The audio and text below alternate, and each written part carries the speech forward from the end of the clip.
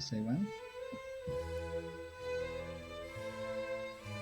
We need to talk about ideas, good ones and bad ones. We need to learn stuff about the world. We need an honest, intelligent, thought-provoking, and entertaining review of what the hell happened on this planet in the last 7 days. We need to sit back and listen to the Iron Fist and the Velvet Glove.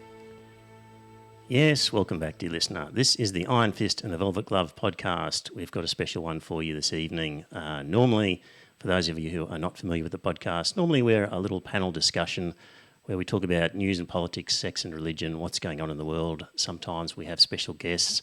On this occasion, I've got two special guests who are going to be conducting a debate. The debate topic will be, does the Abrahamic God exist? And we've got two speakers who are going to debate this topic. First of all, allow me to welcome to the podcast Matthew Sue. Welcome, Matthew, for agreeing to come on board. Oh, thank you for having me. It's great to be here. Good on you. I'll give your credentials shortly. And also, of course, somebody who's been with us on several occasions before, this time not allowed to speak about Venezuela in any format whatsoever. Hugh Harris, welcome aboard again. Okay, I'll just delete that section out of my presentation and go from there. Thank you. Good on you, Hugh. Thanks for coming on board. So, dear listener, as you know, this is a podcast where we are quite obsessed about religion and the role that it plays in our society. And, of course, myself and my colleagues are very much pro-secular and sceptical of religion and its value, and we're often wishing it would just go away. So I really want to congratulate and thank you, Matthew, for coming onto the podcast, into the lion's den to some extent, because over the years I've tried to invite Christians and theists and other people to come on board and give their side, and it's been really difficult. So first up, thanks for agreeing to just do this in this environment. So kudos to you for that. So Matthew has got some great credentials. He's a Christian, he's a lawyer, he's a graduate student in philosophy at the University of Sydney. His research interests are metaphysics, history of philosophy, and philosophy of religion. He's a former president of the Macquarie University Philosophical Society, which is aka the Platonic Society, and a contributor and editor of its philosophical magazine Cognito. And he has an abiding interest in bringing a rigorously philosophical and faithfully Christian perspective to the public discussion of religion. Matthew, you sound well suited for this debate.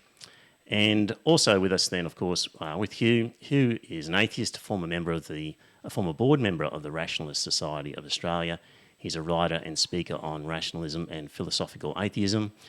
He has written for the ABC, Fairfax, New Matilda, the Courier Mail and the Huffington Post, and he views the use of evidence and reason in public debate as something worth fighting for. So there you go. That's what the background of Matthew and Hugh. So we're going to kick off with 10-minute opening addresses by each speaker, and by agreement, Matthew's going to kick off. So Matthew, give us 10 minutes or less the affirmative case for does the Abrahamic God exist? Over to you, Matthew. Yeah, sure thing. All right.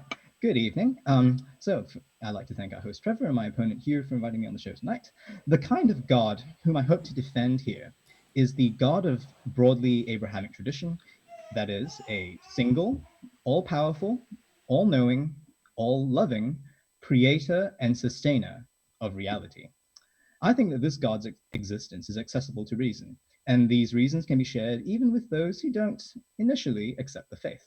Of course, if anyone has any questions about how distinctively Christian ideas about God relate to the broadly Abrahamic God, I shall be happy to field them during the Q&A. Anyway, in this debate, I hope at least to show that belief in God as the Christians conceive of him is backed by sound reasons, and that the arguments for his existence can withstand rational scrutiny even today, in the age of the internal combustion engine and the electric telegraph. So, I think we'll get the most bang for our buck by focusing on one argument, the cosmological argument, which looks out into the world for some general feature of things, in virtue of which they do not exist in and of themselves, but depend upon, ultimately, a single being, which is recognizably what we should call God. The cosmological argument, as I will present it, has two parts. First, a cosmological insight, which points to a feature of reality which could only come from some independent thing or other. And second, what I like to call the back end, where we reflect on the attributes of the independent thing and see if they paint a picture of a single being that we could rightly call God. Now, the kind of argument I shall make might not be what you're used to. I won't be trying to trace the origins of things backward in time. Rather, I'm going to look downward toward a most fundamental being, here and now keeping things in existence, like a musician playing music. Now, if there's such a being, whatever the first moment of time was, God was its source. So if you're interested in beginnings, this is another way to the same end. So, cosmological arguments. All cosmological arguments are ultimately arguments from contingency. By contingency, I mean that feature of things whereby they don't exist in their own right, but through something else. Contingent things are contingent upon something else. For example, I don't exist in my own right, since when you take away everything which isn't me, I wouldn't exist either. Now just imagine it for a moment. The water in my body isn't me. You can tell the water isn't me because when you take out all the water, you still have the water, but not me, right? I'm dependent in part upon this water for my existence. Take it away and I die. Yet, when we think about it, no individual part of me is the same thing as me either. So if I were to truly exist on my own, you'd have to take away my organs, my limbs, any thoughts I have, even the atoms which make me up. What we're left with when we try to think of me apart from everything which isn't me is nothing at all. It's precisely because I am absolutely nothing without other things that I am contingent. And at every moment where I exist, I can only be coherently said to exist in relation to other things. Now, the things on which I depend might themselves depend upon further things. My organs depend upon my atoms, which depend upon fundamental forces, and so forth, forming a sort of hierarchy of dependence. Now, we might think of the hierarchy of causes upon which I depend at any particular moment like a chain of borrowers, where each borrower has all their assets, that is, existence, only in virtue of someone else promising them money and not in their own right. So I don't have existence in my own right, but I borrow it from all the things that make me up and keep me together. But if my components don't have existence in their own right, then they too need to borrow it from elsewhere. Now, no matter how many members of this chain of dependence we have, unless something has existence in an independent way, there could be no dependent things. So if no one in the chain of borrowers has any money, then everyone's broke, right? So although there may be contingent things, not everything can be a borrower of existence. At least one thing in each chain of its dependence needs to actually have existence in an unborrowed or independent way in order for anyone to have existence at all. Now, to say that there is at least one independent thing, given that there are dependent things, is not to say that God exists. Maybe the independent thing is, like an atom, just a particle somewhere. Maybe it's a field, maybe it's some kind of mystery goo, right? If we want to call it God, we have to derive what's called the divine attributes. So let's begin with a basic one. As we've already seen, composites depend upon their components. So if a thing is independent, it must be non-composite or simple. Now, the independent thing, if it is simple, must also be unique. Anything of which there could be many contains a real distinction between what is common to the many and what is unique to the particular. So say I have a cat. I can have many cats because there is a way in which each cat is similar to other cats. I can have more than one of it. And there is a way in which each cat is an individual. Each cat is not the same as another cat, right? If each cat contains this distinction between what is shareable and what is individual, the cat must be truly, really composite. So, if there is something of which there could be more than one of it, it is composite. And if it is composite, as we have seen, it is dependent. Thus, if a thing is independent, there cannot be more than one, sorry, if a thing is independent and simple, there cannot be more than one of it. And if there can only be one independent thing, then all dependent things must rely upon the same independent thing, a single first cause of everything which there is or could be. If everything which there is or could be must be an effect of this first cause, this single first cause, that single first cause of everything which there is or could be must be all powerful. And since it is simple, moreover, the first cause can have no spatial magnitude. We can't have some of it here and some of it there, right? Moreover, since everything relies on the first cause, its effects are ubiquitous. They aren't localized in particular places. So the first cause is both without extension and without location. The first cause is immaterial. The first cause is also intelligent. Let me explain. To say that the first cause is intelligent is to say that the first cause does something like what we do when we understand, but more perfectly. When we understand things, we grasp them by means of some general principle or pattern which unifies many phenomena. This allows us to contain the phenomena in our understanding in a general way. This gives us access to phenomena in a more precise way than we could do without understanding. So take, for example, the formula that we all learn in high school, F equals ma, right? Force equals mass times acceleration. We understand not only this or that particular instance of force, but the ratio of force to mass and acceleration itself, and implicitly, therefore, all instances which come under that concept, right? The principle contains all of its instances as implications. But obviously, our understanding is limited.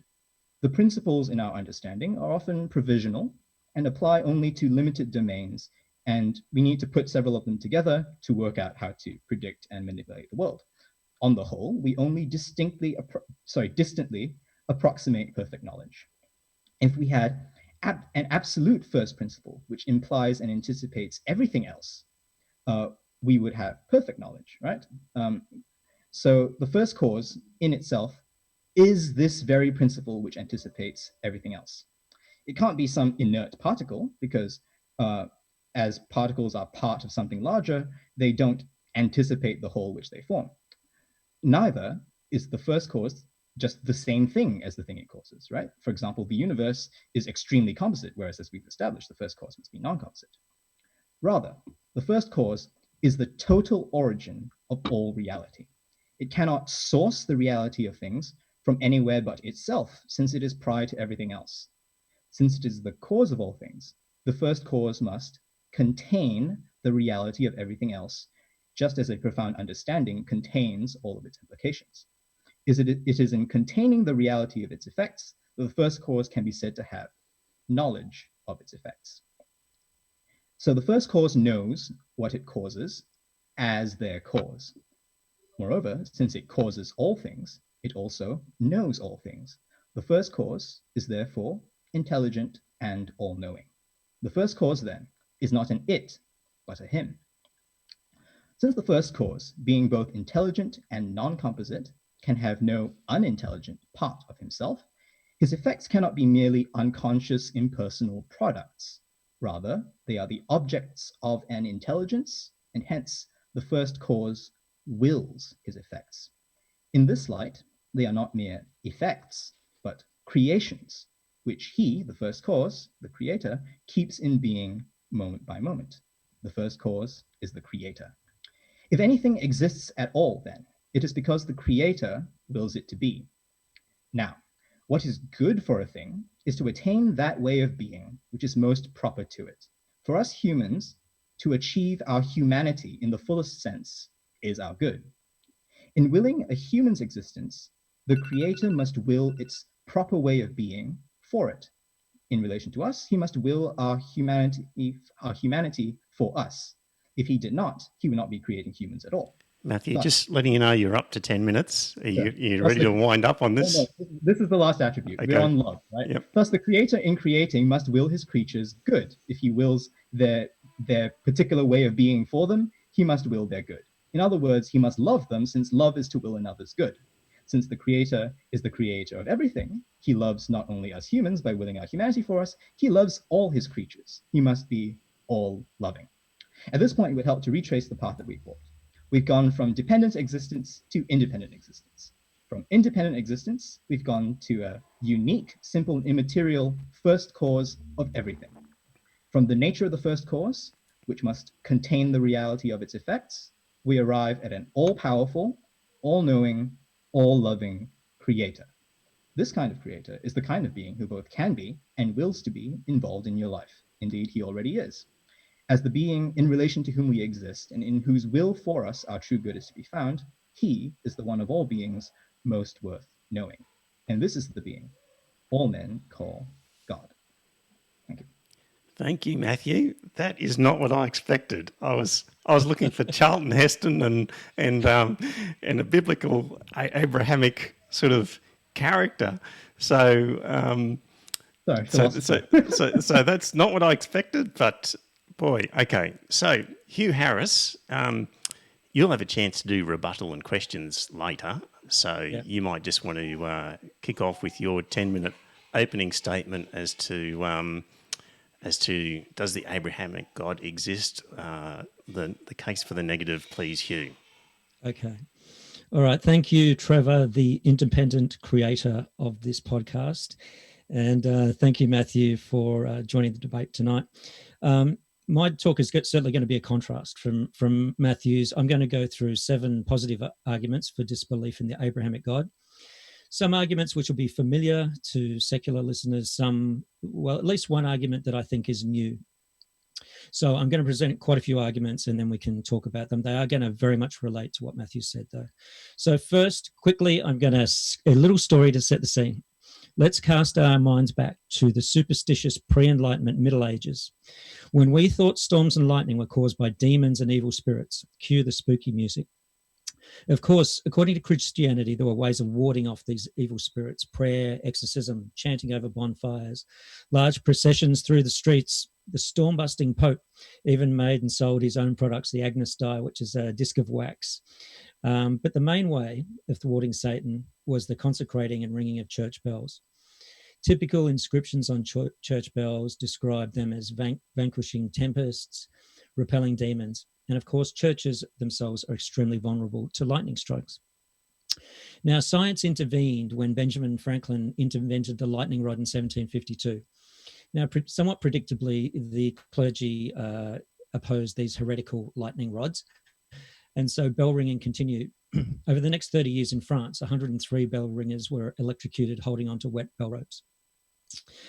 Lightning struck the church of San Nazaro near Venice, where for some unknown reason, 200,000 pounds of gunpowder had been stored. This caused an explosion which wiped out 1/6 of the city of Brescia and killed 3,000 people. The tragic comedy of these events illustrates the folly of false belief. It reminds us that most of what we thought we knew before the 17th century was flat out wrong. Many of superstitions and false beliefs of old have since evaporated under the bright light of the scientific method. So let's bear that in mind as we consider the enchanted world that gave rise to the Abrahamic religions as we go through. Now, Matthew helpfully described what is God. I would like to add a little to his description. The Abrahamic God is all the things Matthew said, the uncreated creator of the universe, the only deity, immaterial, non-physical, but also he's specifically concerned with human beings. That is a key function of the all-knowing creator. I don't think Matthew will disagree with me, so I'll move on fairly quickly. My first argument to this debate is that there are more than 2 options. This debate is about the ground of all existence. It's not just God exists or not God. The other potential options include creation could have a seed within existence, could be a non-personal creator. It could be quantum theory and Heisenberg's uncertainty principle, where quantities of energy randomly fluctuated into existence. Some scientists think that this is a legitimate theory. Of course, that couldn't have been a universe from nothing. There would have had to have been a brute fact. It could be that nothingness is actually impossible. The universe could be eternal. The Big Bang could give way to a big crunch with a universe that contracts and then starts again. There could be just a simple brute fact, such as an eternal quantum field or dimension that sits within existence. There could be universes giving rise to other universes in a multiverse scenario. It could be that pantheism is true, where God is the whole universe, or deism, whereas it's a non-interventionist God, so not Abrahamic. Or it could be something that we can't even imagine. Next argument, the burden of proof. I just want to quickly say that the onus is on the claim maker. So the onus is on Matthew to prove evidence in favour of God existing. The God hypothesis is unfalsifiable. No evidence can be provided to prove it false. We can't disprove it, so we should legitimately withhold belief in God in the absence of sufficient evidence, just as we do with unicorns, Bigfoot, Loch Ness Monster, I could go on, etc. The default position is that God does not exist. Third argument, there is no evidence. There is no actual empirical evidence. By theism's own definition, God sits outside of space-time. Therefore, we cannot know him directly. Argument number 4. God is not looking good at this stage, by the way. But argument number 4, the effects of God. Scientist Victor Stenger argued that if there was an interventionist Abrahamic God, then we should be able to easily detect and observe his effects. Alas, we cannot, and not for want of trying. Prayer has been studied, does not work. Miracles are unverified. We should see evidence, but alas, there is none. Many gods, 1,000 gods in recorded history, 10,000 religions. Which is more likely, that only one God exists and all the others are fake, or that none exist? I think that Matthew's rationale should show, or if we are to believe in the Abrahamic God, we should show why it rejects all other gods as well as proposing the Abrahamic God. Also, the problem of evil. Everyone, well, most of us would know about this one, but this specific question: why can't a God who is all good, all powerful, and has free will make humans all good and with free will? And why does he create a world where nature lays waste to thousands in natural disasters? My final argument is about evolution. Human evolution conflicts with the doctrine of special creation. We know that a lot of people, particularly in America, in highly religious countries, oppose evolution. I think this is why. We know that under the Abrahamic God, humans are specially created as a principal focus of God's creation. Genesis says that God willed us for our own sake. If special creation is false, then the Abrahamic God is false. So I'm going to give a brief account of our human evolution, showing how it contrasts. We can fully account for the advent and development of humans through the fossil record and genetics. We need of no other explanation. We diverged from primates 5 million years ago. From proto-humans, walking apes, we evolved into stone-wielding cavemen 2.5 million years ago. That included species which are human species: Homo erectus, Homo habilis, Homo heidelbergensis. Homo means human. These evolved from 800,000 to now into more modern human species: Neanderthals, Homo sapien idaltu, Denisovans, Homo floresiensis. Homo floresiensis is pygmy humans from the tiny island of Flores in Indonesia. They were red deer cave people, and they all became extinct, but we are left. We are Homo sapiens sapiens.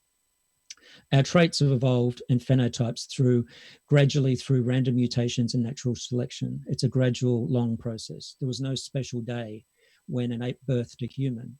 We are a continuous, unbroken line. The species names are human creations, reifications, not things in reality. We are indivisible in kind or nature from those who preceded us, in direct contrast to being specially set aside. Other human species came from the same ancestors as us and existed alongside us. And that shows us they came from the same ancestors, showing us that other outcomes were possible. It's defying the special creation belief that we are predetermined in God's image. I think it's Imago Dei, that our traits are predetermined to be of a specific kind. Modern humans share a common ancestor with Neanderthals, Homo heidelbergensis. These moved to Europe, becoming Neanderthals, so they're a more cold climate adapted type of human, whereas we stayed in Africa, becoming Homo sapiens sapiens, later to go all around the world. So all non-African humans have 4% DNA, which is Neanderthal. Neanderthals were 99.7% genetically identical to human. We actually bred with Neanderthals. They were distinct, though, with larger brain cases, stronger bones, stocky, slower, smaller communities, but they were intelligent. They buried their dead with flowers. They were capable of symbolic thought. They had artwork, cave paintings, complex stone tools, equivalent to modern humans. Using rudimentary chemistry, they developed a complex synthetic glue for fixing their arrow tips, and yet they became extinct. So, in summary, the number of points stand out. Evolution provides a sufficient explanation for the existence of humans and for our development as Homo sapiens sapiens. We are in need of no other answer. Once we can explain how we have come about, we don't need to go to the beginning of time to explain the whole universe. We are not predetermined in nature. We are indivisible from our ancestors, and we continue to evolve, one day becoming a different species, showing quite clearly that we are not set aside.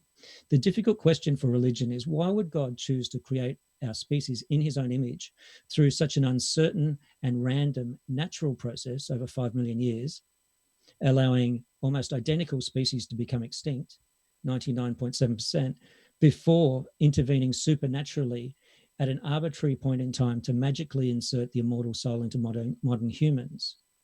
That belief is implausible. It doesn't make any sense. And just like meteorology explained how the air works and how the weather works, and it displaced belief in ghosts and devils in the air, we should understand that evolution similarly supersedes special creation. And since special creation is implausible, then the Abrahamic God is implausible. Therefore, the Abrahamic God does not exist. And that brings me to the end of my argument. Thank you, Hugh. So I've got a chance to ask questions now. So my first question is to Matthew. So Matthew, that was a real fire hose of information in your 10 minutes, and the concepts jumped pretty quickly. So I'd need to read a transcript and see, because there were a number of times there where I felt that you stated a proposition and said therefore, and led to a new proposition, which to me didn't necessarily follow. But one of the things that it seemed to me that you were doing was sort of tracing back to the beginning, or almost the Big Bang in a way, to the first cause. And at one point there, you said that first cause knows what it's doing and it has a purpose. And how do you know that that's the case, and it wasn't just possible that it was random events? How can you be so sure of that? Sure. Yeah. All right. Sure. Okay. So where do I begin? Right. So firstly, I think I should make very clear that the nature of the argument is to look downwards towards the foundation of reality, like right now. Right. So I'm not looking backwards in time. I cribbed my argument mainly from a guy called Thomas Aquinas, right, who's this medieval philosopher theologian. And he said, he was famous for saying, well, as far as we know, time never had a beginning, right? But nevertheless, we know that God exists because we can right here and now look down towards what supports everything in existence. So that was sort of the thrust of my argument. I was looking back in time, I was looking at right now.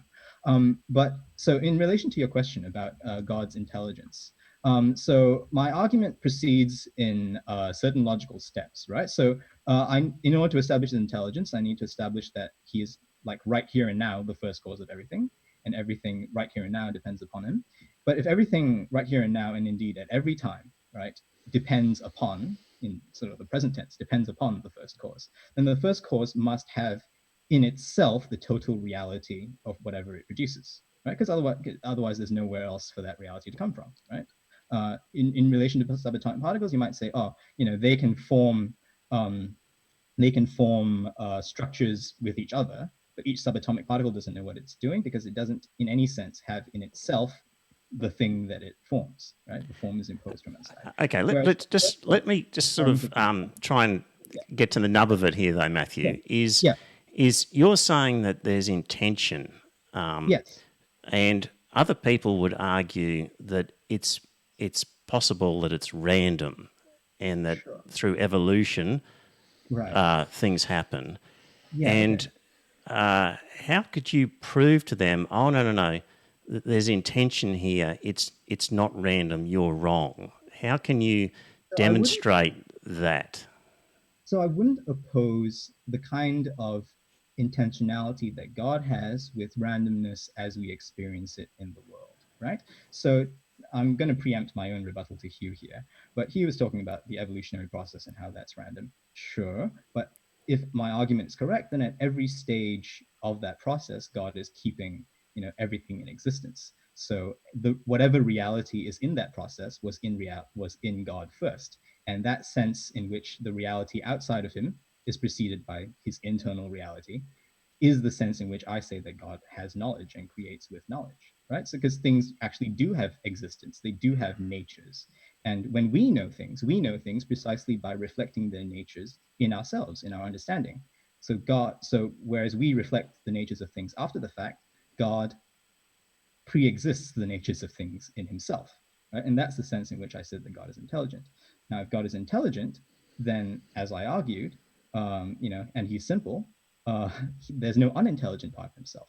So everything he creates must therefore be a product of that intelligence, and that's the reason why I would say that sort of what Okay, seems and to us is not.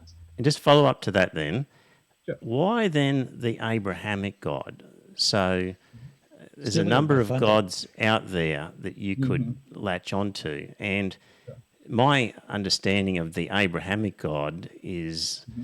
is the one that is described in the First Testament. So Mm-hmm. known to the Jews, the Christians, and the Mm-hmm. Muslims.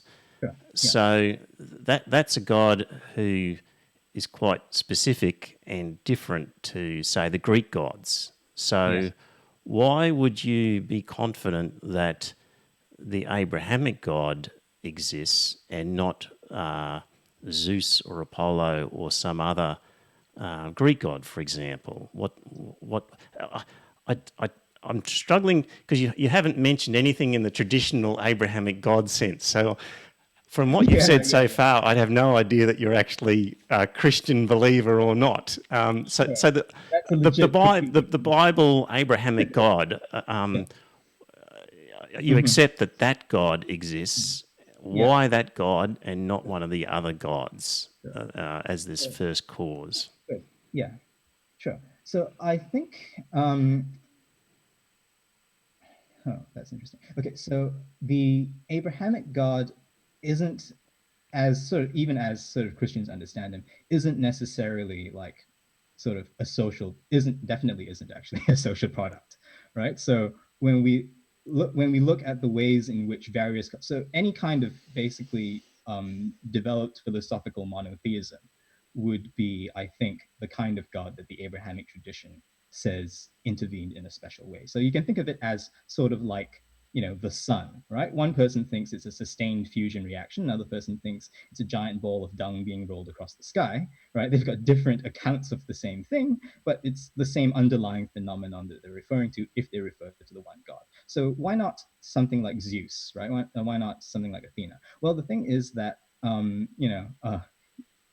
there are no so the Abrahamic God, the kind of monotheistic single principle from which everything else comes, is a thesis supported by the existence of contingent things, right? Whereas contingent things can't tell us about whether there's such a further contingent thing, and the arguments that I give don't support the existence of something like Zeus. I mean, maybe Christians believe in angels. I'm not here to argue for that, but whether these other powers do or don't exist is not really my bag. If I don't have evidence of them, I don't accept them. But since I do have evidence of the one God who creates everything, and I can understand. So what is that? That evidence being the argument you've given in the first 10 minutes, or evidence being Yeah, the yeah. Bible? Yes. So that argument I give in the first 10 minutes is like a sort of philosophical distillation of why it's rational to believe. Okay, but that in- argument in the first 10 yeah. minutes could have described a future Apollo or Zeus. Well, it can't describe something that only exists in the future, right? It describes something which is eternal, which exists at every time and sustains everything at every time. So, I mean, other cultures might call it, like for example, Plato, when he referred to the one which is the source of everything else, he called it Zeus, right? But the name is kind of indifferent to me. What matters is what the ultimate reality is like, right? So, what the Abrahamic tradition distinctly says about ultimate reality is that it is single, all powerful, all knowing, all loving, and keep everything in view. So is it the monotheism as opposed to the polytheism that is important to you to Yes. be So consistent with your first 10 minute sort of yes, discussion? Is that yes, right? So, exactly. but couldn't a monotheistic sort of being decide to split itself up into a polytheistic just because it felt like it? Oh, no, Like in Catholicism. Yeah, like I, couldn't that first cause have evolved into multiple gods if it just wished to? I don't think so. So remember when I was talking about whether there's more than one God, I said that anything which is even potentially multiplicable has to have a respect in which it is similar to other things and a respect in which it is sort of individual to itself, and these can't be the same, right? But if it has this internal distinction between what is shareable and what is not shareable, then it's composite. But if it's composite, then it can't be the first cause because it's dependent upon its components, right? So for that reason, no, God cannot change or split himself or that kind of thing because he is, in order to be God at all, he has to be like fundamentally one and can't be dependent upon parts or yeah. Okay, I should ask a question of Hugh. Hugh, science. Let me just see. What did I have for you here? Hugh, what evidence would be sufficient for you to accept the existence of God? I think numerous things. So if prayers were answered, if the prophecies written in the religious books actually came to pass, if they weren't filled with sort of ludicrous stories that beg a belief, so that you are forced to reinterpret the scriptures, and I mean virtually all of them. Here, not just Christianity or the Old Testament or the New Testament. You have to reinterpret them creatively to try to make them make sense. And then you have theologians creating crazy sort of things, such as we were talking about the singular God of the Abrahamic religion being split into a triune God of the Jesus, the Holy Ghost, and God, and and then there's a whole lot of other people who are divine as well. So I think that the story would have to make sense. There'd have to be evidence for it, and there would have to be a way that evidence would be verifiable, and also that the claims that people make of personal experience would not be sufficient either. There would need to be verification of people, people who say that they experience God personally, and therefore that's their evidence for the existence of God. All right. I hope Another that answers question that. for you, Hugh, just to keep it fair, Yes. that'll be two each then, would be looking at climate change. Most of us accept the view of 97% of scientists. We don't understand the science, and we ridicule laymen who attempt to pick away at the science if they are not properly qualified with at least a university degree in some sort of science discipline. Yes. So, if, for example, 97% of theologians say God exists, would you accept their verdict, or are you like an uneducated climate change skeptic with just enough shallow knowledge to be dangerous? No, I don't know. No, it makes me think of Christopher Hitchens' thing that he refuses to accept any consensus, and then if you disagree with him, you can stand in line, take a ticket, and kiss his rear. I don't think you should accept consensus. I think you should accept what the evidence and the argument says. And I think obviously you know that the evidence is we have a lot of different competing religions. We don't just have one God, and we have a lot of people, 30% in Australia, who don't believe in any God. And then amongst the rest, we have a numerous competing different religions, the largest one being Catholicism at about 21%, something like that. And all over the world, people are split on this question. I think the interesting thing about the evidence is that in countries that are more educated, where technology and science is at its highest levels, that's where religion is tending to be at its lowest levels. And religion is stronger in the third world and in poor nations where poverty, hardship is the most apparent. I think that gives us a good indication of how we should view the evidence. Okay, so that's questions from me, and we're up to one round of rebuttal. So, gentlemen, where you can deal with the argument proposed by the other gentleman and give your sort of criticism or critique of that. So, I think, Matthew, we're going to start with you for 5 minutes on a rebuttal of what Hugh said. Go ahead. Sure. All right, excellent. Well, it's good to be back. So let's think about the arguments that Hugh has offered. right? So Hugh's given us a narrative that, with science now, we don't need God. And he's sort of advanced several key lines, which I think let's just recap.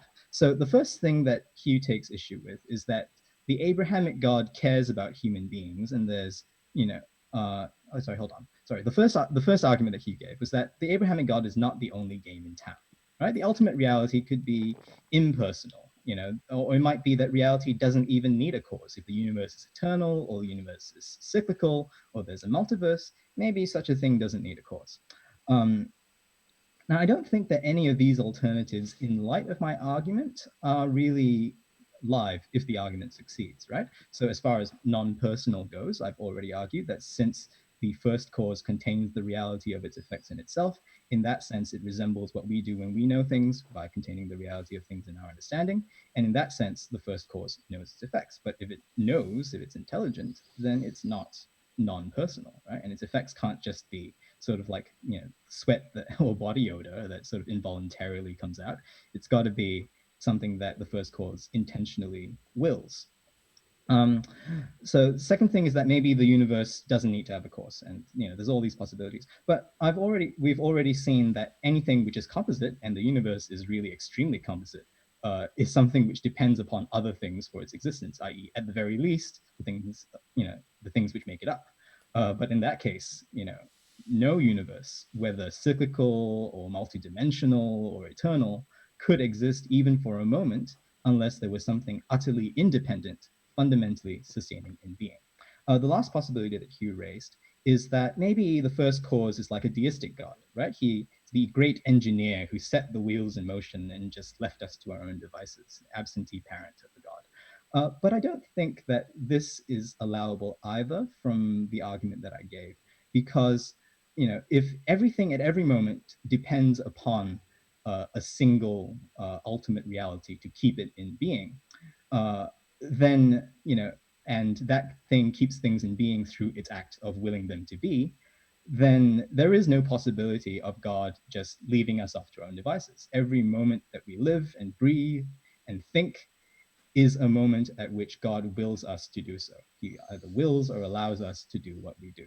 So the kind of God that my argument establishes is a God which is perpetually deeply involved in his creation.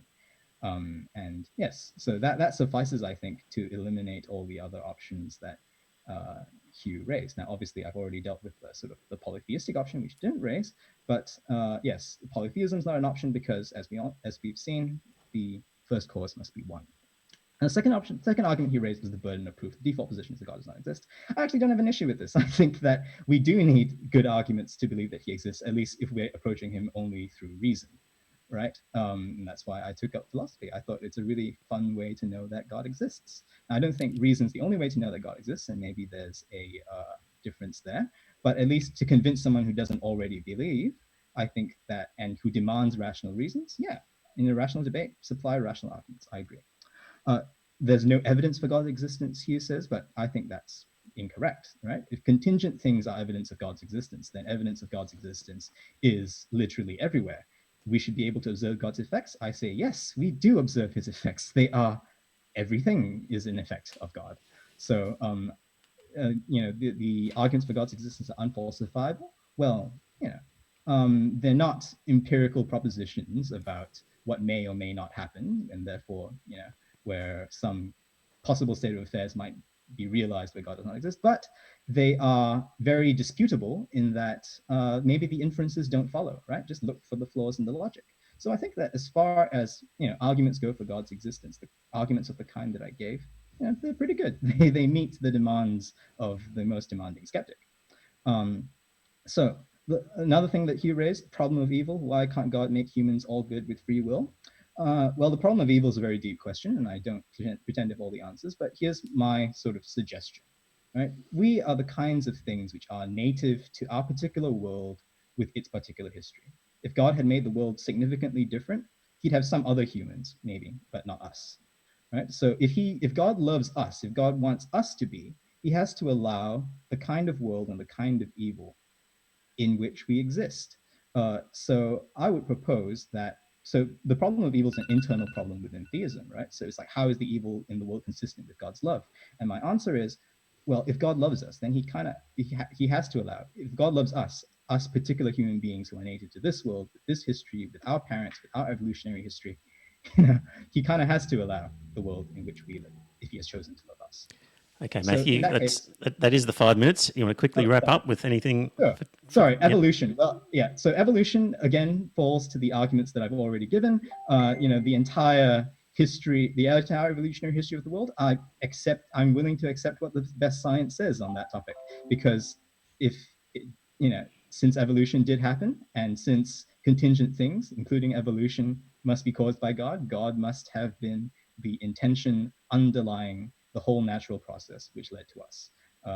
We resemble God not in the sense of necessarily being made by magic, as it were, but by distinctly having Him as our highest end and aspiration. And yeah, that would be it. Okay, thanks, Matthew. Hugh, you've got 5 minutes plus a little bit more for rebuttal. Off you go. Okay. Thanks, Matthew, for that. I'm rebutting against the cosmological argument that you presented. I was a little bit confused by it. It was kind of like the argument for contingency, but a little bit different. So starting with the cosmological argument, I like it because it appeals to our intuition that there must be a cause or reason for our existence. It's got a long philosophical history, going back to the ancient Greeks, the argument for first cause. However, it doesn't really do much other than restate the riddle of existence. Why is there something rather than nothing? And suggests we need an answer for it. And yes, of course, we already know that. We've already established other myriad options for the foundation of existence. We certainly haven't disproven any of those. And the arguments, I'm sort of paraphrasing here what you've said as a syllogism, and I also have written down a version of Aquinas' argument, the version done by philosopher Pruss, that you might be familiar with, Matthew. What you seem to be saying is that you're arguing down rather than back in time. Yes. And yet you are coming to a first cause. A first cause is got to be before other things. So the first thing. It's got to have a relationship to time. Going through the syllogism of what you sort of have said, you seem to say all things are dependent on other things for their existence. And I'm happy to discuss this if I get this wrong, by the way. All things are dependent on other things for their existence. Syllogism 1. Syllogism 2, there must be one independent thing which accounts for them. Syllogism 3, we call that thing God. And then you do I think you referred to them as secondary arguments to get from that first cause to get to the Abrahamic God. Okay, so I think the largest problems in the cosmological argument apply to that second thing, but I also think that most people, including you, can see what those problems are. It just doesn't get you there. It's very difficult to get there, and we'll get to that. But first up, we seem to be missing a premise as to why is the independent thing accountable for all dependent things? You mentioned at one stage that you could have different chains of dependent things relying on other independent things. I'm not sure why, or if there is any foolproof way of getting that we have to have one independent thing. Couldn't we have multiple, as the Greek gods, multiple responsibilities for generating existence? I don't think there is a proof, and I don't think we can know. Now, a crucial objection throughout the whole history of philosophy is that the argument assumes the causal principle, or the principle of contingency, dependency, operates outside of the universe when there was nothing. So you're deriving this argument out of what we notice in our own personal experience. The expression seems to be made a lot. We all know that. We don't know it. We only know it in relation to individual aspects of our current existence. I think it was David Hume who first suggested that perhaps we can't say what happens before the universe exists. We don't know if the causal principle still applies. And I wonder whether you would accept that, believing in God, that you believe that God created all the laws of nature, and all the ways in which the world interacts with us. So wouldn't God have actually created the causal principle? Could the causal principle actually exist in a atmosphere where there's no time? I don't know. I don't think it could. And the cosmological argument appeals to the Gottfried Leibniz's principle of sufficient reason, which what you're calling the foundation of existence is often referred to as the necessary being. You'd agree with that? Leibniz said, why is there something rather than nothing? The sufficient reason is found in a necessary being bearing the reason for its existence within itself. However, you could just slightly rephrase those words. Instead of saying a necessary being bearing the reason for existence, you could say that being itself is necessary. Why couldn't existence itself be the necessary being? Why couldn't the universe itself be the necessary being? And why couldn't something within the universe be the thing that gives seed to the universe? I don't think there's any justification for looking outside space and time to say that this is definitely what caused the universe. And this is not even the biggest problem with this argument. The argument comes from Parmenides, who said, from nothing, nothing comes. If there's nothing, it's hard to imagine that God exists. If God exists, he must be something. He is not nothing, even if we call him invisible, immaterial, and all of those things. We are giving him a lot of different attributes.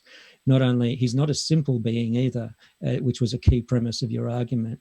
There is no simple being which is capable of creating the whole universe.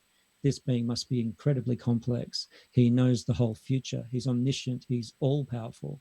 And in your argument, I also noticed that you tended to say he must be extremely intelligent. You didn't say he must be omniscient.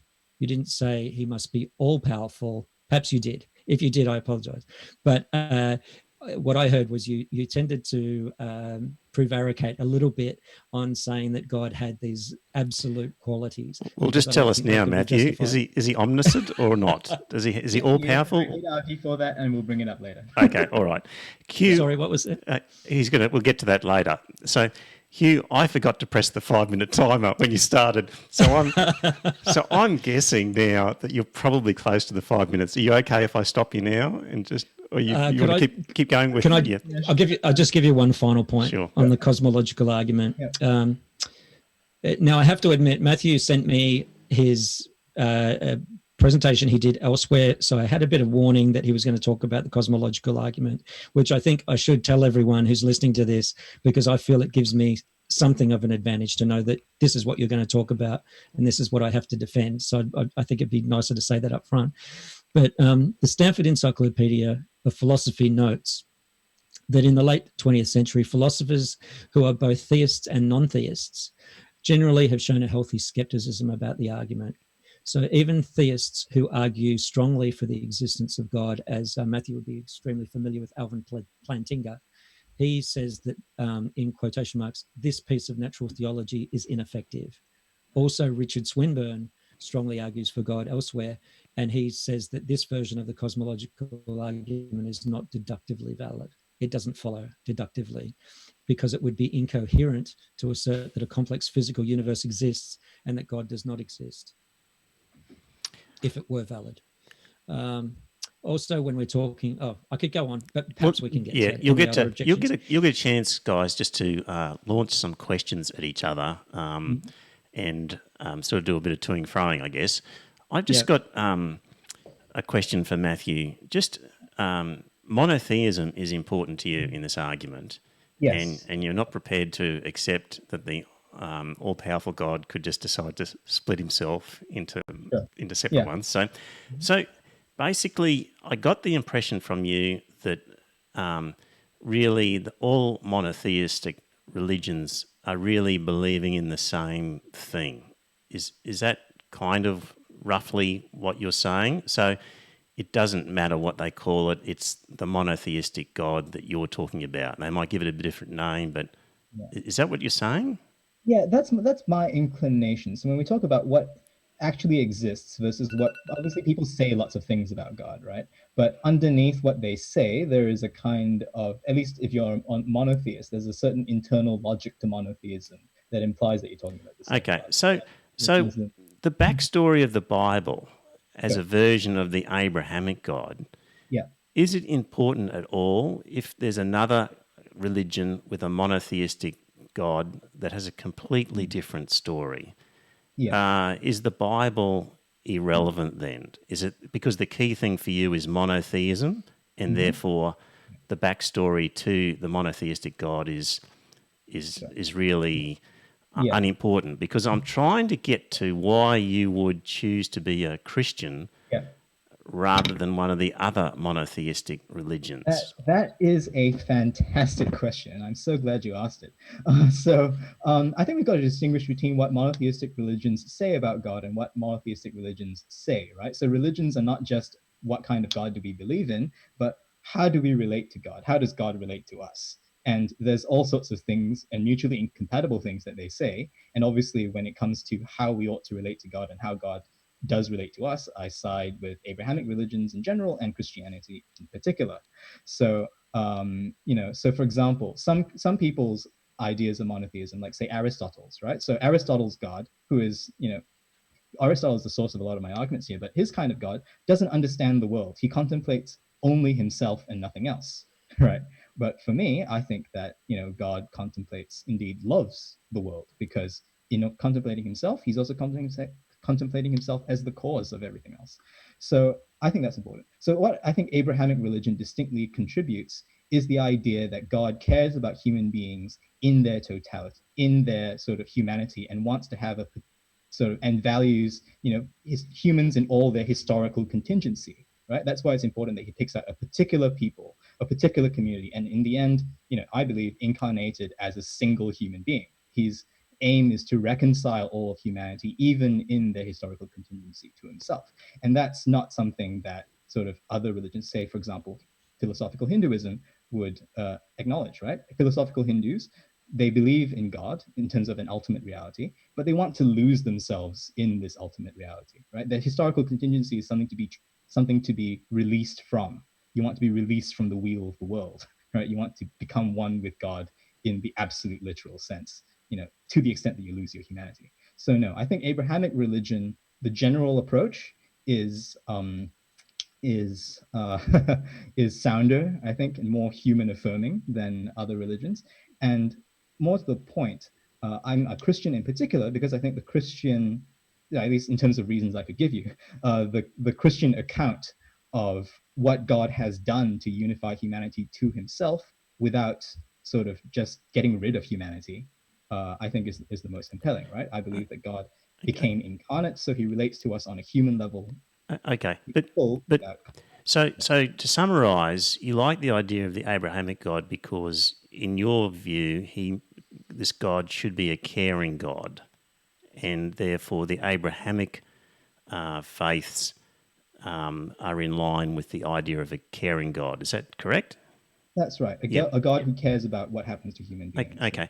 So if the evidence, though, on our planet is contrary to that, that things are happening, and we look at it and we go, clearly, if there was an all powerful God who cared, then these terrible things that are happening wouldn't happen. So you don't see that there's evidence, in fact, that God is uncaring if he does exist because of the terrible things that we see happen on this planet. You don't see that as evidence of an uncaring God?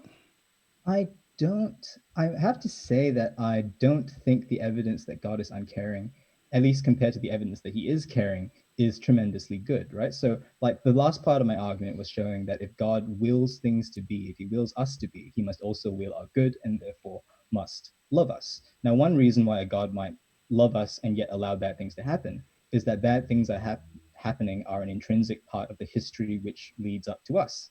And I think that seems to be true. Like without natural disasters and plagues and so forth, or without something of the kind, like we have a very different world, very different humans wouldn't have us. So at least part of the answer, I think, is that God wants us to be and wants us to flourish, but he also allows the kinds of historical contingencies and evils that allow us fallen creatures to exist at all. Like, why he's chosen to love us rather than something else, maybe that's not something I'm prepared to answer, but at least I can tell from understanding what it is for God to create that he must love us. And I think to me that's sufficient.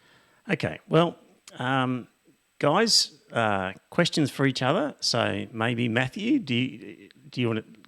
Have you got a question for Hugh on his? I've just spoken. I think Hugh should have a go. Oh, okay, all right, Hugh, go ahead. Do you want to ask a question of Matthew at all, or examine in detail, or get him to clarify anything, Yeah, or I guess I might just I have a couple of questions, but I wanted to perhaps address what you just said there about the problem of evil.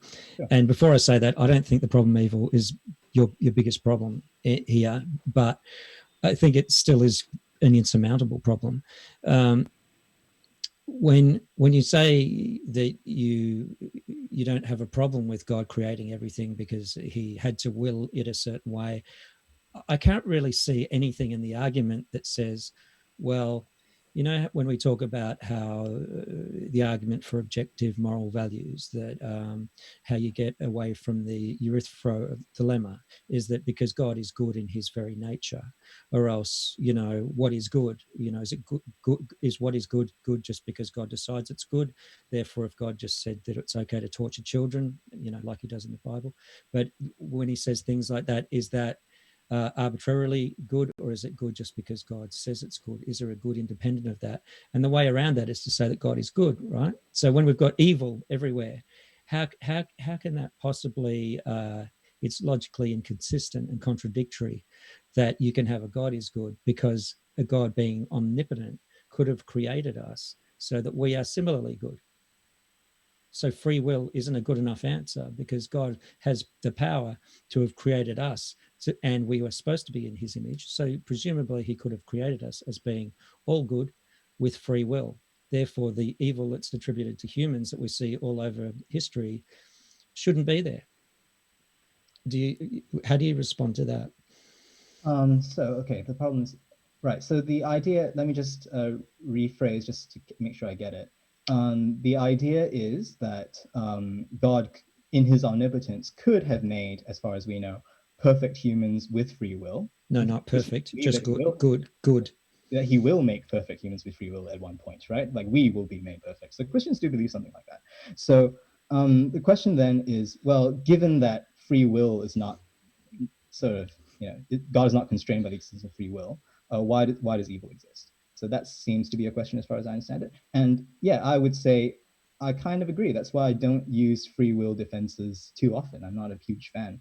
What I would say is that without the free willed actions of good and evil people in the past, none of us would exist, right? If Genghis Khan hadn't seeded my ancestors, maybe I probably wouldn't exist.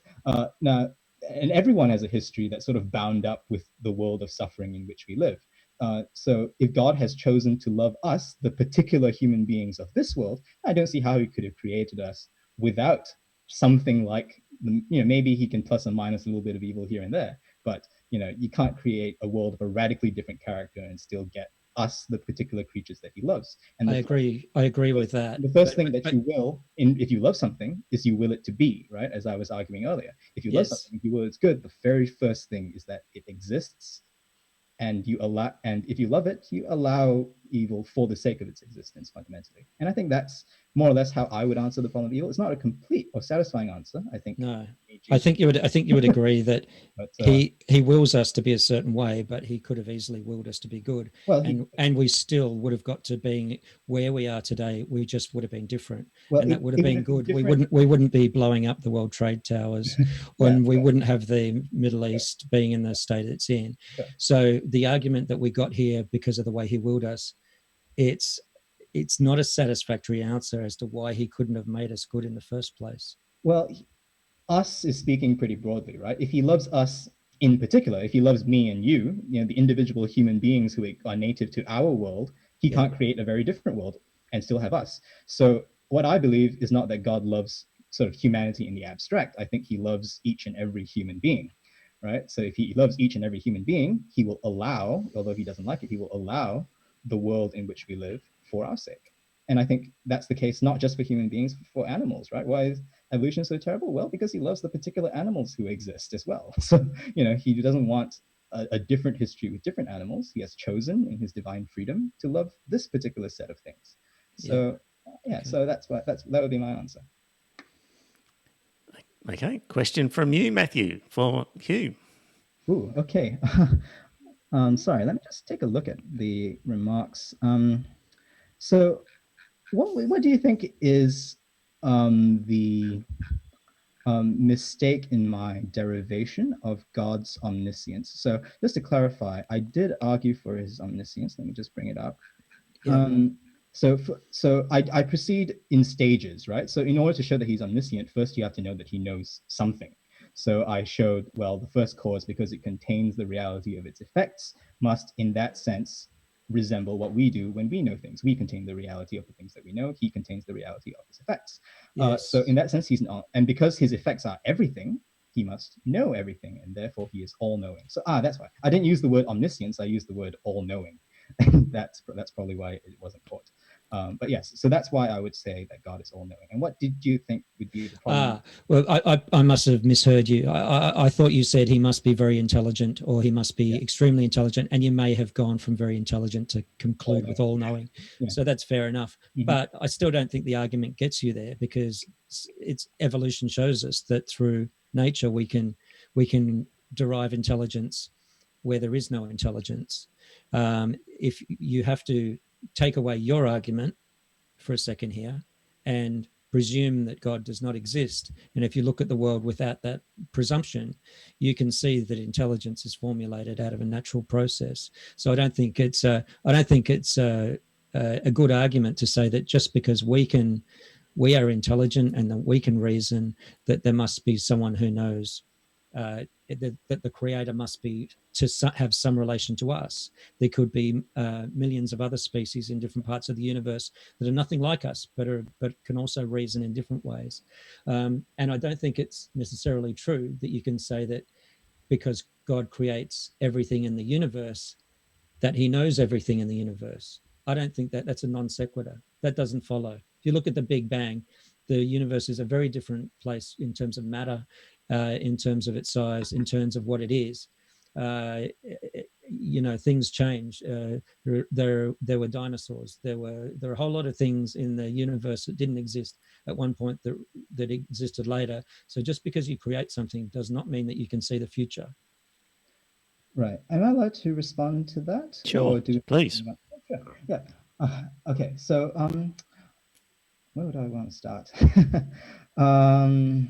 Oh dear. Sorry, I forgot about where I was going with that. Right. So I was talking about intelligence and all-knowing, and your response is, oh yes, right. So first of all, I want to clarify that I don't think that the reason that God is intelligent is because we are intelligent, right? So the structure of my argument is that when we consider what it is for the first cause to be the total cause of things, it has the reality of other things inside itself. It resembles what we have insofar as we are intelligent. Yeah, that's what I was referring to, the resembling. So I'm saying that not just that sort of, we are intelligent, therefore God is intelligent, but that we can rightly call God intelligent because in this respect, what God does is what we do when we. Yes, I agree with that. But all I'm saying is that your argument doesn't follow that because you think that God resembles us, that God must be intelligent, or that it must be something that resembles us. There's no necessity for that. Well, I'm saying that he resembles us in the respect of our intelligence. So what our intelligence lets us do is contain the reality of the things that we understand in our understanding, right? Yeah. And God, as our creator, does exactly the same. Well, not exactly the same, but the same thing in a more perfect way. He contains the reality of his effects as their cause. Yeah. So that would be the logic that I'm making, and I think it still holds up. I'm not sure if you. I think it's a non sequitur, but anyway, let's move on. You can agree to disagree on that one. We'll agree to disagree. Okay. Whose turn is it? Maybe either one of you who's got a pressing question, jump in, or you want to push on a particular point that the other person made? Okay, can I say that the cosmological argument that you present and the way you present it contains a lot of references to the way the world is. Like there's water in the human body. Mm-hmm. There are, I think you mentioned cats. There are animals. There are, that's what the world is like. But if we look at what the world is actually like, in terms of a God who supposedly created us, humans as his special creation, it doesn't, the same logic doesn't follow, and in fact it's the other way around. You look at the universe, if considering that this God must created the whole thing, the principal focus of the whole thing is us, it just doesn't make sense. He's made 200 billion galaxies and 70 trillion planets. He's made, even if every single planet that is hospitable if every star in the whole universe has a hospitable planet, that's the equivalent of uh, life being one molecule in 6 million Olympic-sized swimming pools. It does not appear that this thing was designed with us in mind. Why did we have something like 60 or 70 million years of dinosaurs living on Earth? Why did God create the thing so big? Why is it over such a long time frame? Why did he wait 9 billion years before Earth even came about?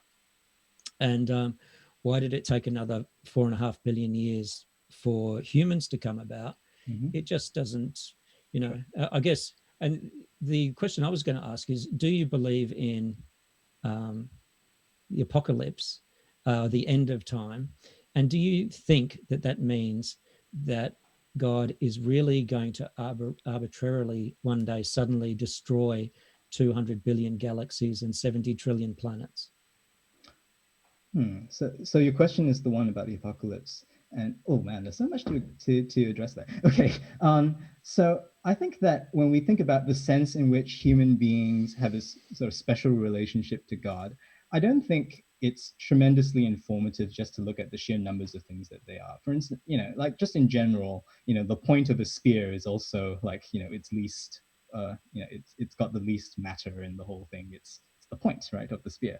So human beings have a special relationship with God, not because he loves everything, he doesn't love anything else, right? That's not what I think Christianity says at all. God loves the whole of creation, but that human beings have particular special conditions of flourishing, right? We are the things that seek out the rational first causes of things. We are the things which benefit from knowing and loving God, our creator. But if we're the kinds of things which specially benefit from knowing and loving God, our creator, then certain things about human destiny sort of are more plausible, right? If knowing and loving our creator is our end, then the achievement of that end, given what God is something that would take eternity, is something that would involve, an unending kind of endeavor. Yeah. But we Again, don't have eternity. We've got yeah, exactly. Which We've is roughly only why got 100 another. years at I just best. think that human existence itself, uniquely amongst all created reality, is kind of a paradox. If human beings aren't able to find their completion in God, or if the completion in God is impossible, then human existence, it's nonsensical. But Right. Can yeah, I answer that? since there are, Yeah, we Can I think that since there are converse back? human beings, it must be possible. And if it must be possible, then we should look forward to some kind of special intervention from God, which makes it possible to know Him forever. Yeah, your argument is basically it must be possible because we wish it to be possible, but it's definitely not a must is possible. And again, when I made that statement, you went back to arguing about the nature of the world as it is in talking about humans, because we have a unique role because of our intelligence and our being able to, we were given the lordship over all of the other animals apparently. But doesn't it bother you that we have other human species, particularly Neanderthals, 99.7% genetically the same as Mhm. us, who clearly were intelligent as us? And as a hypothetical example, like you might not accept the science on that, but if there was a hypothetical example, there might be or might have been a more intelligent species than humans. There might be a more deserving. Does that mean that we then get relegated? No, I don't think so. So, I mean, as you said, right, our classification of human beings into species is kind of like um, relative to the interests of evolutionary biology, right? My classification, however, what makes you sort of have a unique destiny in God is that you are the kind of being for whom knowing the first cause is something beneficial. And if Neanderthals were like that, then hey, welcome to the human club, right? If aliens know about that, now funny thing, like the medieval church used to contemplate the existence of dog-headed men, and whether they would be sons of Adam as well. And I think their answer was affirmative, right? As long as you're the kind of rational animal which wants to know God, then you too have a stake in Christianity or something like it being true. And I'd like to clarify also that my argument wasn't that if we just because we really want God to give us a special destiny, that therefore we do have a special destiny. I'm saying that since human beings exist and part of human existence is to have these conditions of flourishing, the only way that that could be possible is if God also makes it possible, right? So given human nature, uh, the human destiny is possible, and the human destiny, if it's sort of union with God, must involve an eternal existence. So I think that yes, because of human nature, not because of the way we want it, it is plausible that sort of eternity with God is our end. Yeah. Okay. So my objection to that was the must. So you're saying it must involve an eternal relationship with God. However, it doesn't necessarily mean, I mean, the teaching of religions is, you'll correct me if I'm wrong, but it's not that all the other animals get an eternal communion with God. It's not that the other human species that went extinct before, the revelation of Jesus and all of that. It's that humans have a very unique relationship to God, isn't it? Well, what you mean by human, like, again, comes into it, right? Like, the ancients weren't using modern biological taxonomies, Homo sapiens sapiens. What they mean, is something like what Aristotle means. He means the rational animal, right? And if there are other rational animals, then they're just funny shaped humans at the end of the day, right? As far as sort of knowing God and benefiting from knowing Him is concerned. So I'm not super concerned about all these other lineages or whatever. I'm fine with where the science leads. Like, my anthropology is secure. I just have to sort of shift categories a bit when I'm thinking theologically and when I'm thinking evolutionarily. Yeah, but other animals are rational as well. Well, I don't like know. where are you going to draw the line? Because the line is indivisible. I think and so if you say you don't have a problem with the other human lineages, yeah, I agree with your logic there. You don't necessarily need to, but you've got to draw the line somewhere, or else you're calling everything that can reason down to bees. Well, I don't think bees reason. I don't think they have abstract capability. I don't think that they reason towards the first cause. That's right. But where do you draw the line? Well, I mean, birds dance around something in a ritual manner if they think they're going to get a particular solution. That's not rational. That's not knowing the abstract principles of causation. That's just, if I do such, I will get such. But where do you draw the line? It's particular know-how, not abstract thinking. So I think that a good indicator of abstract thinking is sort of syntactic language, right? If something has syntactic language, if it can talk, and rule its society by laws and know the first cause of the universe the way we do, yeah, sure, like, welcome to the club. I don't think we don't know the first cause of the universe. Well, I think we do. So okay, can I interrupt with just a question of my own? So as we look to wind this up over the next few minutes, so the question has been, does the Abrahamic God exist? And my question now is, does it matter whether we know or not? According to the Protestant tradition, so I was brought up a Catholic, and I was talking to you earlier, Matthew, that the sort of instruction I got was add up your good deeds and your bad deeds and take away what you've been absolved of through confession, and how clean is your soul at the time of your death, and that will get you into heaven. And under the Protestant tradition, they're more concerned with your faith in God. Do you believe in God as a means of entering the gates of heaven as part of it? So there's a school of thought, does the Abrahamic God exist?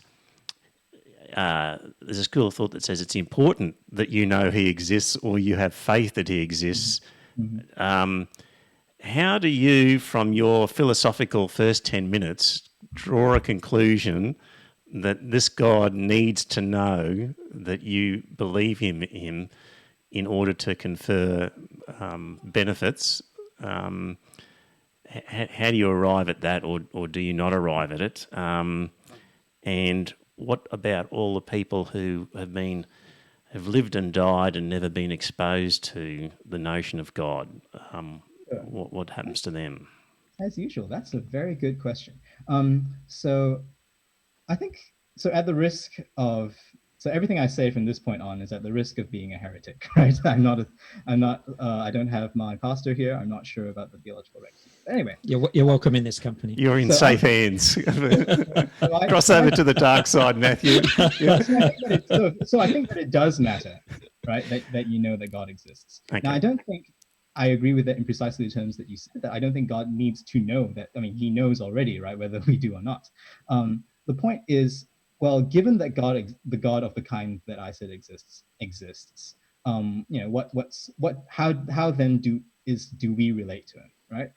For Aristotle, for instance, he considered once he derived the existence of the one God who moves everything else, the unmoved mover. He says, "Oh well, our supreme end is obviously to pursue our distinctive mode of existence, and to pursue our distinctive mode of existence is to pursue it in relation with Him. So in that sense, God is the supreme end which He must, unite Himself with in order to be most fully human.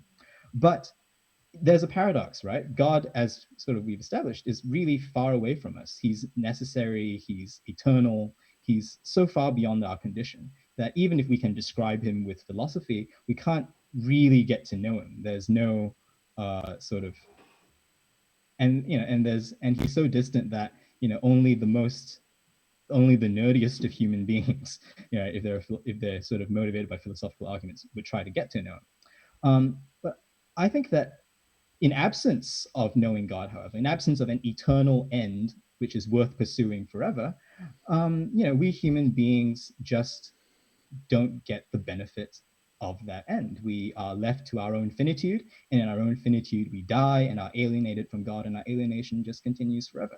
Right? And that's, if you can avoid it at all, like, it's worth avoiding. So if we human beings want to benefit from knowing and loving God, we've got to, well, know and love God, right? Our souls have to be oriented to Him, and we have to receive His assistance in becoming united to Him. So bad luck for the human beings who grew up on a deserted island and were never exposed to the Abrahamic God. They just, is that right? Just broadly speaking, human beings as finite beings have no means within their own power of attaining the infinite good, right? It's just not even reasonable to think that we should receive the infinite good for the finite goods that we accomplish. So in general, people who don't know and don't have their souls oriented towards God, don't benefit from sort of knowing and loving God. Now, that doesn't mean I think that people on deserted islands are up the creek without a paddle. I think there's all kinds of, it's consistent with the Bible, who says that all nations are represented in heaven, that God has some sort of secret back way, that by which he connects people to the sacrifice of his son, which gets them into heaven. But, that's not something that you can tell just from looking at them, I guess. So it's more of something that you have to sort of hope that God is just and that He will do. So really, for those communities, you would say, I just don't know. Yeah, I just don't know. I mean, it might be. It's not utterly impossible that God would find some way of uniting those that He wants to know Him to Him. But I think the only sure way to know is to actually, to know that to benefit from knowing and loving God is actually to know and love God. So in that sense, I think that to receive eternal life, which is just the act of knowing God as it is realized in human existence, you have to know and love Him. Well, gentlemen, I'm ready to wrap this up, unless you've got something really pressing that you wanted to get off your chest to explain something or not. But are you both good to leave it at that point, Hugh, or final words? Actually, we've got closing up. Sorry. Why don't we just, we do a bit of a final statement each. Yeah, final statement each. So I think, we were saying at the beginning that Matthew was going to give a final statement first. So yes, you're happy with that, Matthew? Do you have just any final statement you want to make? Sure, yeah, I'll make a final statement.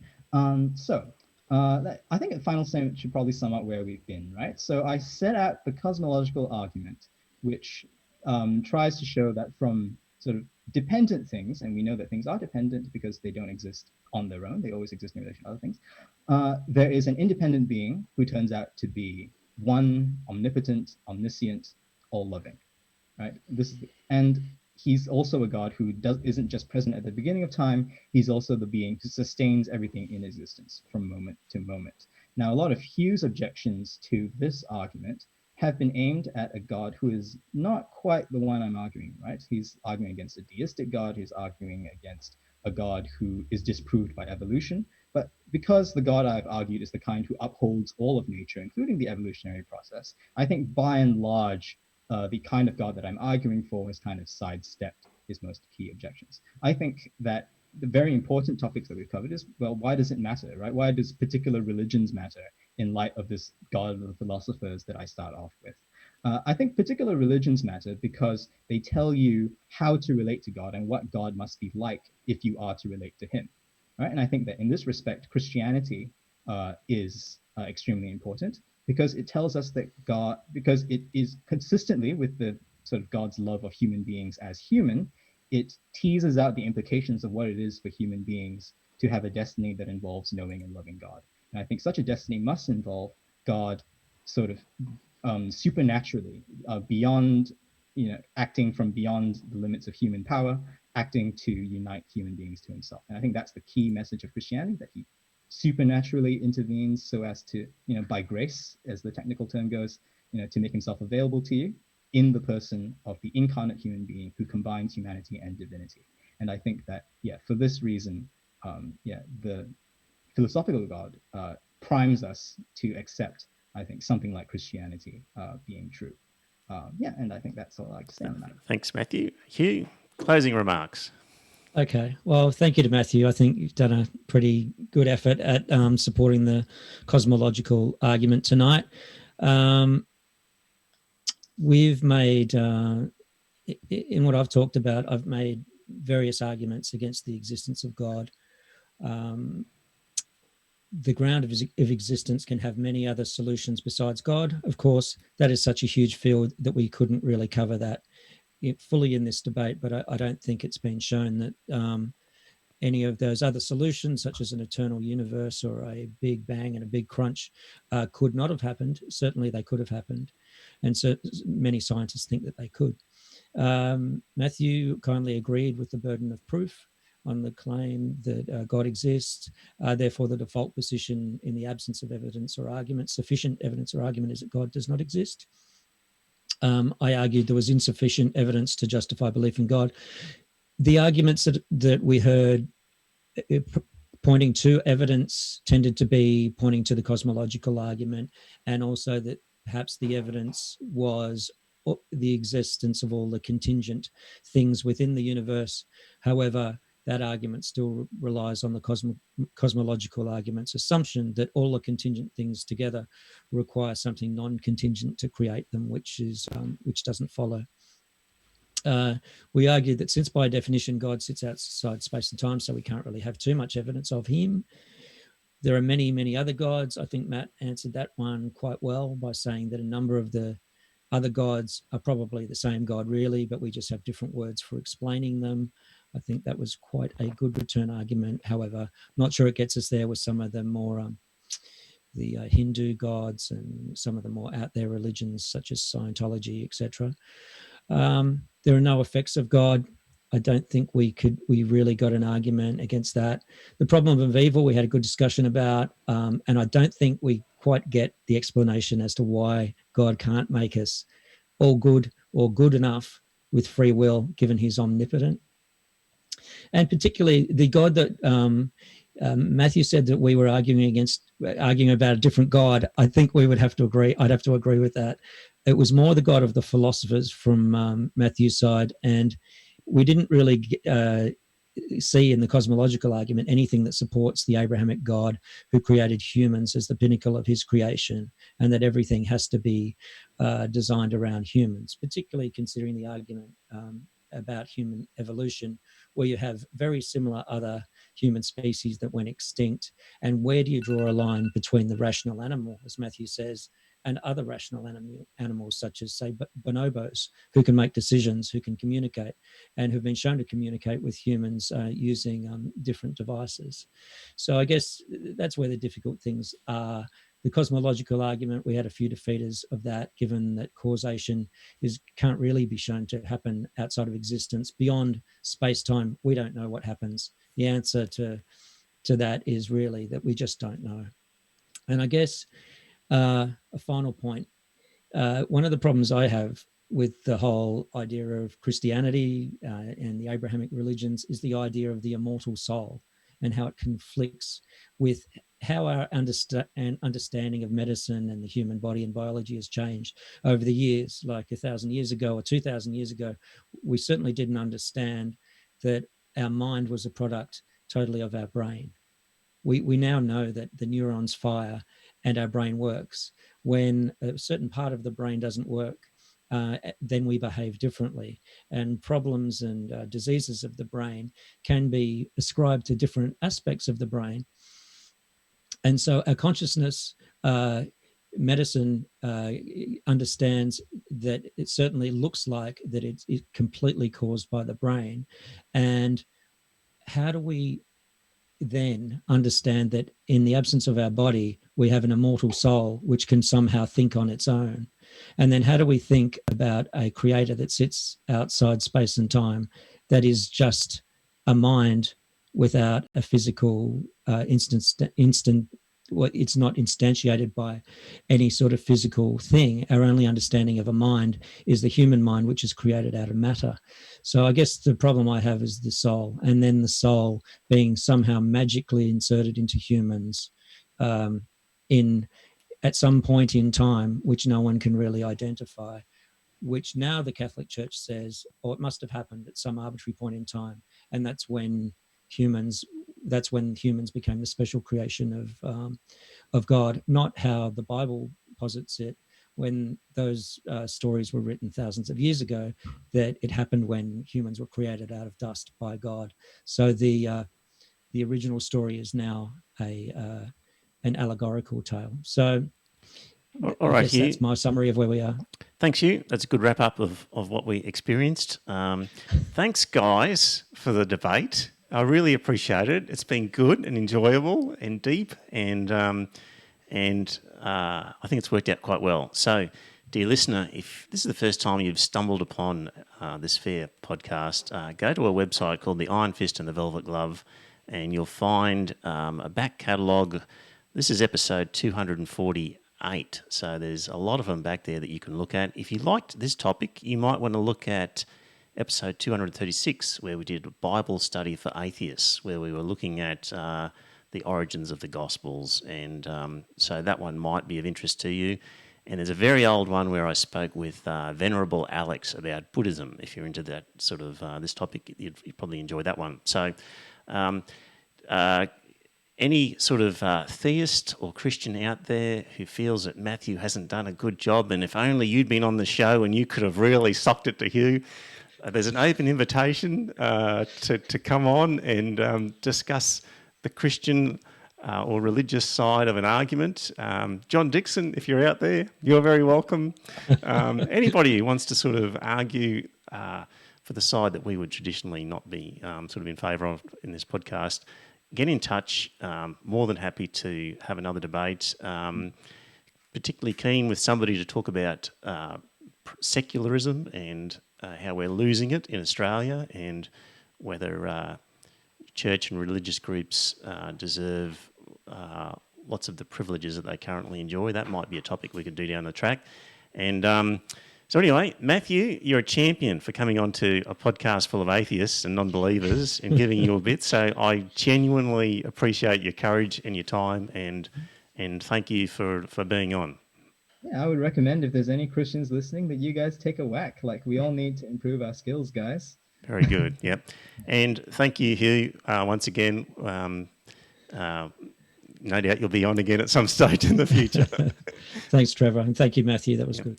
All right, dear listener, have a look at the website, see what we get up to. Not sure what we're doing next week, probably our normal panel discussion. Hope you can join us then. Okay, so bye.